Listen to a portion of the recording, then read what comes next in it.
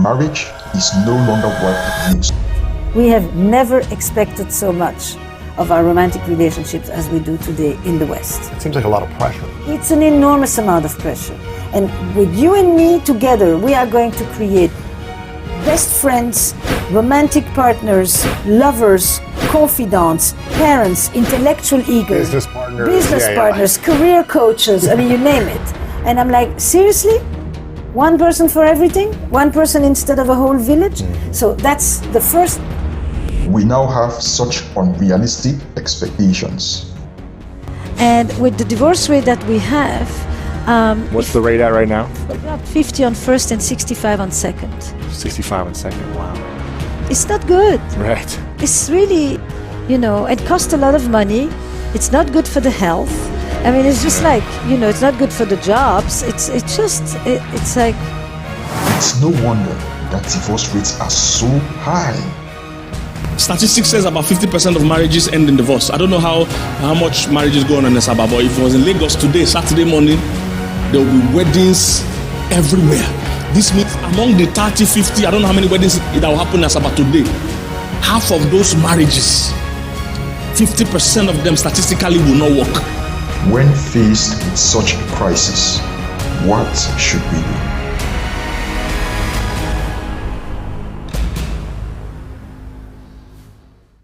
Every guy and girl is in search of their one true love. Growing up, we've been sold a myth of the one and only, our soulmate. We believe we have a spec or type, and consequently we miss out on suitable partners in search of that spec. We spend our lives searching for that one person who is supposed to bring us fulfillment, or so we think. And herein lies our first problem. We want everything. We want a partner to be an entire community. My best friend, my trusted confidant, my passionate lover, my intellectual equal, my co-parent. And on top of it, I want with you to deal with all the vicissitudes of the everyday life and all of what we need to get to, all of that. And then we should also be passionate, great lovers, fantastic travelers. Exactly. We have such high expectations from this one person. We somehow expect our spouses to give us something that only God can do. Marriage was not meant to solve all your problems. Marriage is not meant to cure your loneliness. You can't expect a human being to meet all of your needs. Only God can. That is why you need to build a solid relationship with God first before thinking of getting married. A human being can't take the place of God in your life. That person is doomed to fail. And when they do, we break up or divorce thinking that somehow we will find that one individual who will meet the expectations. You will never find such a person. And if we are being real here, you too can't truly satisfy someone. So what does that mean? First, prioritize your relationship with God. This can be through consistent prayer, fellowship, and serving in a Christian community. For more on what else you can do, I wrote an article titled 5 Things Every Single Should Be Doing, which I strongly encourage you to read. The link is in the description. And secondly, it's both. I think sometimes if you lower your expectations, you're much better off, no doubt. So back to Eli Finkel's research, calibrating expectations is probably one of the 3 main things for what he calls successful relationships. Wow. And calibrating doesn't mean you lower your expectations necessarily, but you also diversify them. You don't ask one person to give you what a whole village should actually give you. also, you need to diversify your expectations. By that I mean building other relationships with people besides your spouse. Your spouse remains your priority, but you need other friends, family members, church members, colleagues, and more to bring some balance. You need a community of people around you. We've always lived in communities. We are relational beings and we need such to thrive. Having other people around you will somewhat reduce the burden of expectations on your spouse. Everybody has a hope for a good marriage, but not everybody puts in the work for a good marriage. Everybody has a hope. People come into marriage or the marriage scene with high expectation but low preparation. They come with what? High expectation but what? Low preparation. No one marries with the desire to divorce. No one wants a bad marriage. We all have very high expectations. Everyone is dancing and joyful on their wedding days. The problem is that we come with high expectations, yet low preparation. Marriages fail because people don't know what they are getting into. You understand? There was somebody that sent his pastor message the night of the wedding. That pastor, what's the process for divorce? The night of the wedding night, you don't think exit already because they don't see from wedding to night. How would you explain that the richest men in the world are getting divorced? These men are incredibly smart, yet they have failed marriages. It's not rocket science.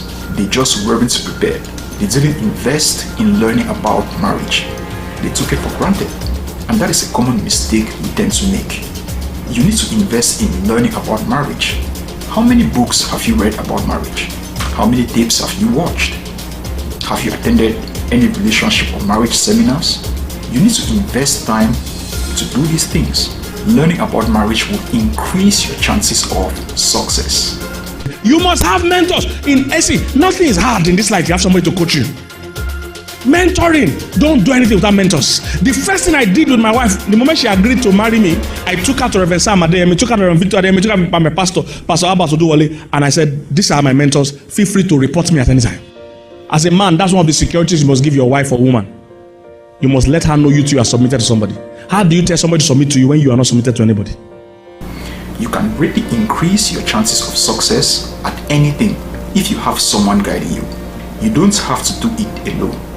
To be the best, you need a mentor or a coach. The best athletes have coaches. In fact, they are the best because they have coaches. To be the best at marriage, you need a mentor or a coach to teach you and guide you. When you are in love, there are things you won't see. Therefore, you need a third party who will be objective to show you the red flags that you are overlooking. Counseling is not only for those in a crisis marriage. Rather, counseling helps you to avoid a crisis. Counseling is like servicing a vehicle. If you own a car, you know that you need to regularly service it for it to continue functioning well. If you fail to service it and do routine checks, one day it will stop functioning. It's the same with marriage. You need to do the routine checks, that is counseling and clarity sessions, to maintain a healthy marriage. It's necessary. Most people think of seeing a coach or counselor only when the marriage is at the brink of divorce. Very little can be done at that stage. Don't wait until it's too late. Start getting counseling today. And guess what? You are at the right place at the right time. We happen to offer relationship coaching and counseling for singles and married couples. And the best part is that you can start today for free. Just click the link we've left in the description and sign up for a free coaching session. We are very excited to meet you. Thank you for watching up to this point, and I hope you were enriched by this content. To show your gratitude, please do leave us a like and share this with your friends and family. What was your main takeaway from this video? Let us know in the comment section. Don't forget to subscribe for more enriching content on love, marriage, and relationships. And until next time, remain blessed.